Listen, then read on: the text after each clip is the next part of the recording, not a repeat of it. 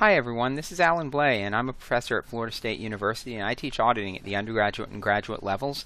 Today what I'm going to do is walk you through importing a text file and an Excel file for the purchasing cycle into the IDEA data analysis audit software. So the way we do this is first we're going to click the Create button. And I'm going to create a project. It's going to be a managed project and it's called Accounts Payable Audit. I'll call it Accounts Payable Audit for 2012 because that's the year. And you'll be able to see after I do that that the managed project we're in right now is Accounts Payable 2012.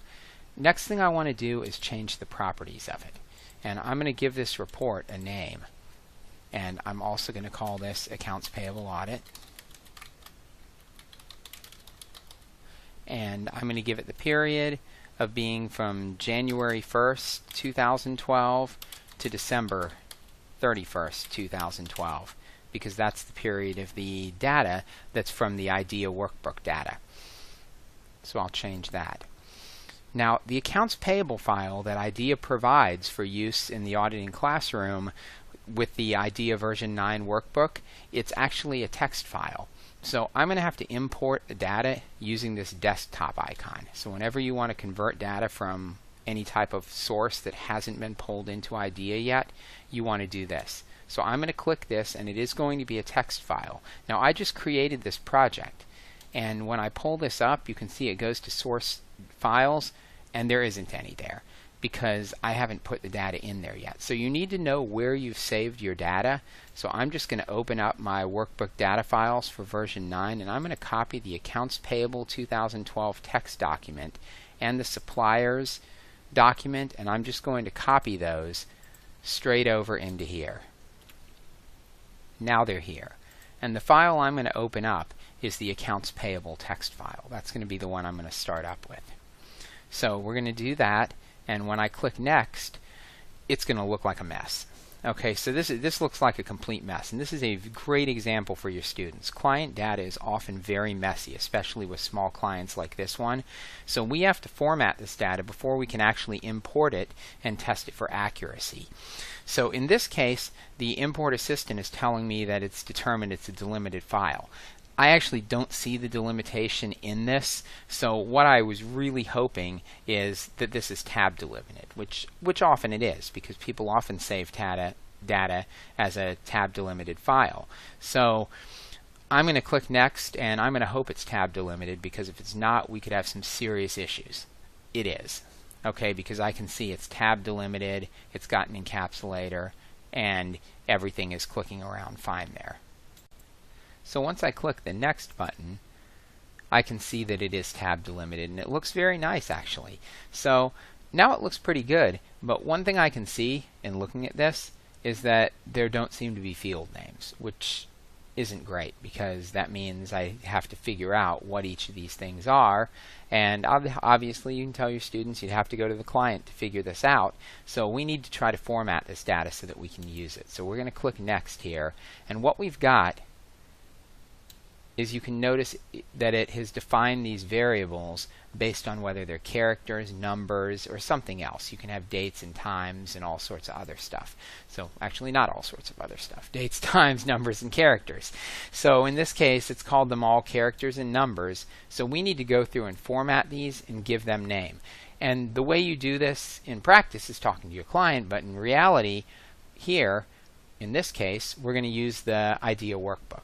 So if I go into the IDEA workbook here, if you go into the IDEA workbook, what you'll see is that on page 107 of the version 9 workbook, it gives you the definitions for these. It tells you what they are, it tells you what type of what type they are, and it tells you a description of them. So then when I go back into IDEA, I can just edit those to make sure that they are what they are, or what they say they are. So I'm going to go in and put in the first one, and it's going to be SUPNO, supplier number, and this one is the supplier number. Now, the most common thing your students are going to do is they're going to click next, and that's going to take them to the wrong page. What you have to do is just click through and name them all at a time. The second one is also a character, and I'm going to shrink this so that we can actually look at these on the same screen. well, it doesn't want to let me do that right now, which is okay. What I'm going to do, instead of boring you going through and doing this, I'll come back when I have a couple of other notes I want to make on this. Okay, I put in the pay and the invoice, and now I want to point out this column. This column is the invoice date, and you can see from the workbook that this is actually a date file. Now, IDEA has set this up as a numeric file. If we continue to import and we import it as a numeric file, we're in trouble because it will not process as a date, and then if we make any queries based on dates later on, it will not work. So I need to go in here and change this from numeric into date. But I have to define a date mask, which is the formatting of this column. And you can see from here that this is a year, year, year. It's a 4-digit year, 2-digit month, 2-digit day. So I have to let IDEA know this is year, year, year, year, month, month, day, day. You will see data with all different types of formats. And so this one, this is the invoice date.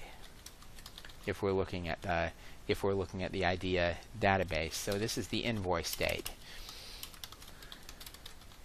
And I'll come back after I come to the next comment. Okay, the next column I want to point out is this blank column here. IDEA gives you the ability to not import a field, so I'm just going to click Do Not Import on this field, and that way when I click forward and import the data, this field won't even be imported. After we put in the check, we get to the payment date, and note again that this is a date field, and we have to change it to change the date mask. I point this out because it's got to become a habit to actually do this, to change these date files to numeric.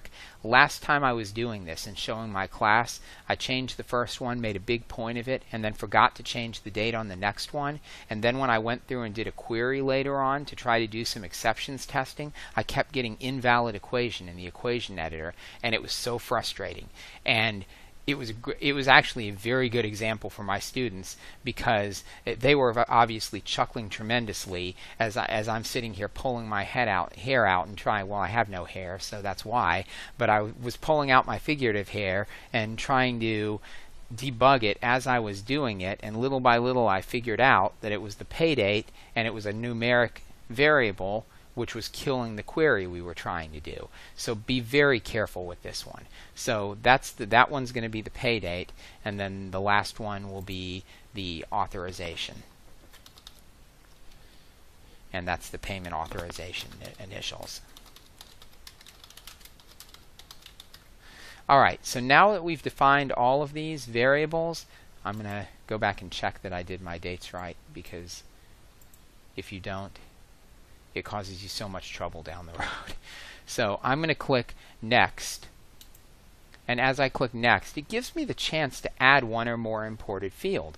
Now, this can be very, very useful for us. If we want to go in and add some calculated fields or anything like this, but in this case, I don't really want to do that, so I'm going to just click Next. But if we did want to do some calculated fields or audit fields for our documentation, we could add them in here.